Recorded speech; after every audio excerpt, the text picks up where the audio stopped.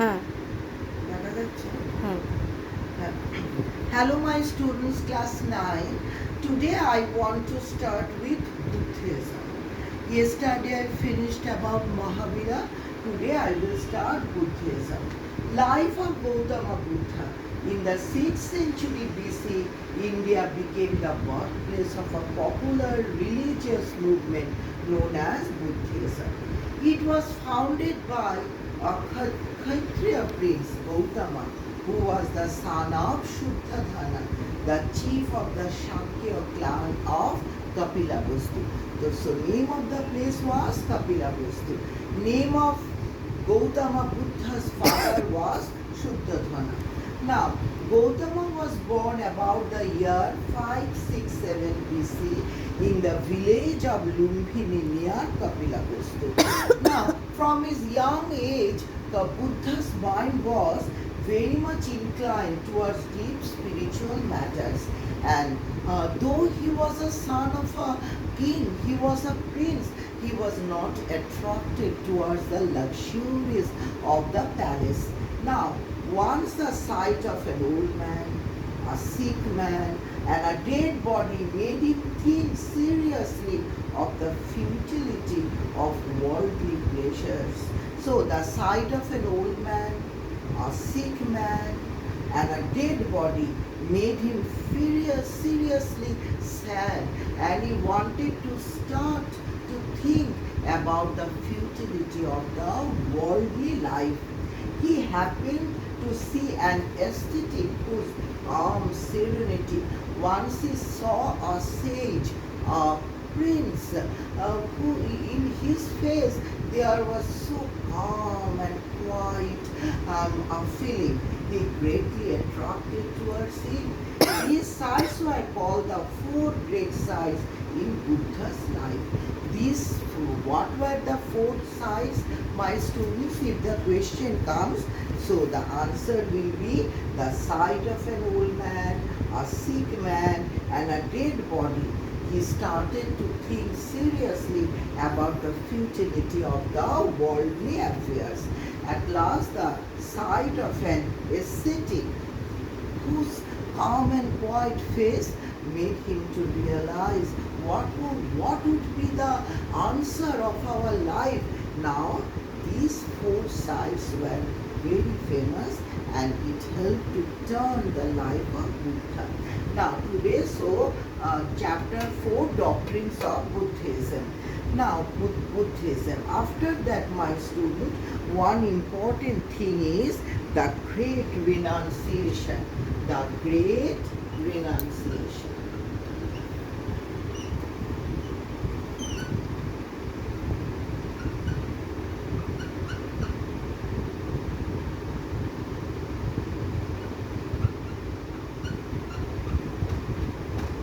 The great renunciation.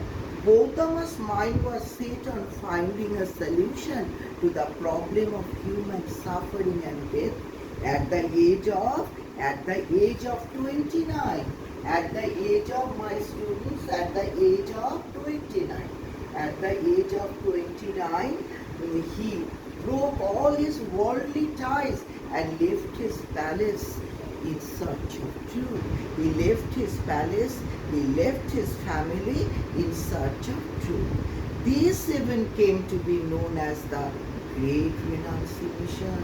So if the question comes, what do you mean by great renunciation?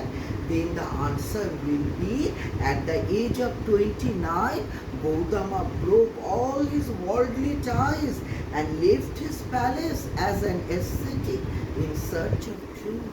These even came to be known as the great renunciation.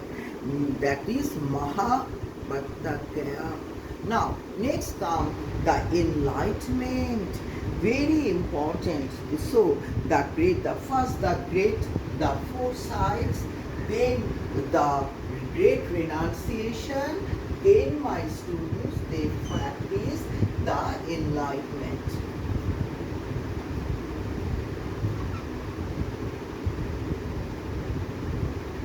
All of my students look at the book. Next important thing is the enlightenment. Enlightenment. The enlightenment. Now, what is the enlightenment? What is the meaning of the enlightenment? Gautama visited many palaces and many Brahmins and religious teachers who could not supply the answer to his spiritual quest. Gautama left his family, left his son, left his wife and everything and started to get the answer. What would be the solution of this worldly life? How he could get peace in his life? Now one day when he could not endure hunger any longer, he decided to take a morsel of food to keep himself alive. Because of such an action, his companions deserted him. He gave up penance when he realized that it was a fruitless attempt to find truth through such means. Now Gautama started his life through strong penance, that is strict life, taking no food like that. So he found that it was not a way to give such a strong measure to his life. So what he did, he sat under a peepal tree at Bodh Gaya. So what Gautama Buddha did, my students, he sat under a peepal tree at Bodh Gaya and remained in meditation till he attained spiritual knowledge. So he sat under, very important, all of my students, you listen carefully, he sat under a peepal tree at Bodh Gaya and remained in meditation till he attained spiritual knowledge. Ultimately the true light dawned on him and he came to be known as Buddha or the enlightened one. So my students, next very important question is the how he got the how Buddha become the enlightened. Enlightened, enlightened. How Buddha became the enlightened one. The enlightened one. The spot where he got enlightenment was considered a hallowed place where now stands the Mahabodhi temple in Bodh Gaya, Mahabodhi temple at Bodh Gaya, and the peepal tree under which he sat is known as the Bodhi tree. Now after his enlightenment, the Buddha proceeded to the Deer Park near Sarnath, where he gave his first spiritual sermon. So if the question comes, where did Buddha give his first spiritual sermon? The answer will be, he proceeded to the Deer Park near Sarnath, where he gave his first spiritual sermon. For the next 45 years, he moved from place to place, preaching his simple message to the rich and poor alike, and accepted his teachings. He attained Nirvana at Kushinagara in 486 BC at the age of 80. So the next question is, where did Buddha got his Nirvana? That is Nirvana where? That is Nirvana. Where did Buddha achieved his Nirvana? Buddha attained Nirvana at Kushinagara in 486 BC at the age of 80. Now, teachings of Lord Buddha, my students, that is doctrines of Lord Buddha, Buddhism. Now, all of you look in my book, page B13. The foundation of Buddha's doctrines was based on four noble truths which he emphasized in his teachings. That is the four noble truths where the four noble truths. The four noble truths, very important. The foundation of Buddha's doctrines was based on these four noble truths. Now, the world is full of sorrow and suffering. Among the four noble truths, the first one point is the world is full of sorrow and suffering. Number two, the main cause of suffering is man's desire. for sensual pleasures and earthly possession. The main cause of suffering is man's desire.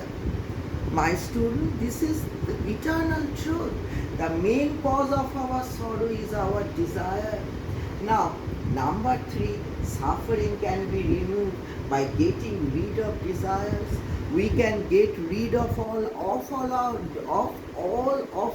desires, of all our sorrows by getting rid of our desires. Now, number 4, one can overcome desires by following the Eightfold Path. One can overcome the desires by following the Eightfold Path. Number 1, now come the point, the fourth noble truth I discussed. Now one can overcome desires by the so listen carefully, my students. The main cause of sorrow is desire. We can overcome our sorrows by overcoming our desire. Excuse me. Now, this how we can overcome our desire? By following the Eightfold Path. By following the Eightfold Path. What are these Eightfold Path? It consists of right faith, right aspiration, right action, right living, right speech, right effort, right meditation, and right contemplation. And last point, right contemplation. The Eightfold Path was also known as the middle path. Buddha believed in a following middle course. So, the Eightfold Path he has given us, he had given us the 8 ways, consist of right path, right faith, right aspiration, right action, right living, right speech, right effort, right meditation, and right contemplation. The Eightfold Path was also known as the middle path. Buddha believed in following a middle course, avoiding two extremes, neither indulging in extreme attachment to worldly pleasures nor practicing severe self-mortification. So, how do we follow the Eightfold Path? How do we follow the Eightfold Path?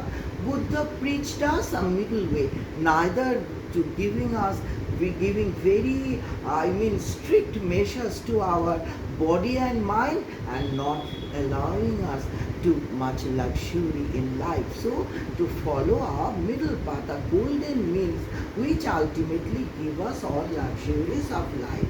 Now the karma theory. The Buddha believed, number 2, karma theory. All of my students, number 1, the Eightfold Path, number 2, karma theory. The Buddha believed in the theory of karma. Whatever a man sows, he reaps. How do we work? We have to get the benefit of that. The condition of a man in this life and the next depends on his deeds, and he has to bear the consequences of his own action. Neither sacrifices nor any prayers to God can change a man's destiny. He says that only work. As we sow, so we reap. Our life depends on the work which we have done, not only in this life, in our previous life. Neither prayer nor any sacrifice can change our destiny. Number 2, nirvana. Number 2 is nirvana. Number 2, nirvana. According to book number 3, man's ultimate aim in life is to attain nirvana, the final bliss, which is free from desire and sorrow. That is, nirvana is the ultimate aim of our life. It means free from desire and sorrow, and is an escape from the cycle of birth and rebirth. One can attain nirvana by following the Eightfold Path. Now, existence of God. Buddha was silent on the existence of God.